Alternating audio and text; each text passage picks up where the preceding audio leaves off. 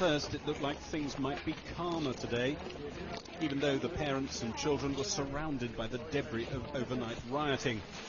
There were fewer loyalist protesters, slow hand clapping instead of jeering. But within seconds, the mood darkened. First, as some loyalists in a side street threw rocks into the children's path.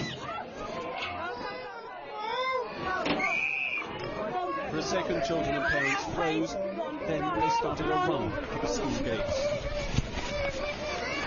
Parents tried to calm their children, but worse was to come.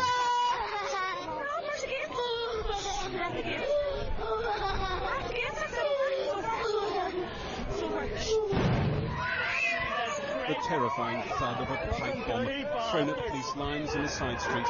It landed yards from the schoolchildren. 4 police officers were injured, 2 with shrapnel wounds. Amongst the children and parents, the bomb struck terror.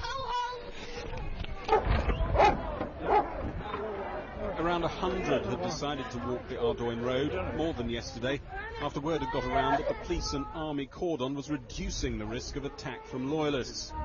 I ran for my life there. I had one policeman, he held on to me, and I ran for my life with my daughter. And I'm just not doing it again. It's just, we can keep the road. No, I wouldn't. I'm not getting it. That's my reason. I'm not getting through it again. It's pretty horrific again. And so much for police protection. The scenes of petrified children were too much for one of the most prominent loyalist leaders. This is not about children going to school any longer. This is about people who are hell-bent on creating trouble, and I don't want to be part of that. My political party wanted to find a way forward in this country, and that's what we want to do. We don't want to be taking the country back. I'm sick to the stomach, and I'm ashamed to even say I'm a loyalist. But after lengthy talks with mediators and leaders of the loyalist protest, Hutchinson issued a revised statement.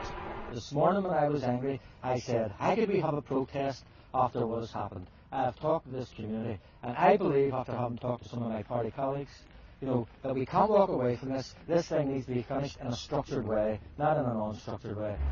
There is suspicion on both sides of the sectarian divide about the involvement in this conflict of politicians with paramilitary links. But Mr Hutchinson's allies say that behind the scenes he's trying to scale down the loyalist protest and would leave a power vacuum if he quit the scene. Loyalists are convinced that Sinn Féin is controlling the Catholic parents' protest. I can say with certainty that many of the parents and children, at least many of the parents, vote for Sinn Féin. I have the right to be here. I have more right to be here than many others. I have to represent those people. I listen to their grievances and I support their decision. That's what I'm here to do. I deliberately do not walk up that street to prevent the accusation that I am in some way involved in trying to wind up the situation. The Northern Ireland Secretary John Reid is returning from holiday early in recognition of the seriousness of the situation. In a statement tonight, he said Northern Ireland was on the path to barbarism. One of those involved in the mediation effort says the next 18 hours will be crucial. If there is comparatively little violence here tonight and a calm walk up this militarised school avenue in the morning, it could open up the way for serious negotiations. But after this morning's pipe bomb, no one's in much mood for optimism. Gary Gibbon, Channel 4 News in North Belfast.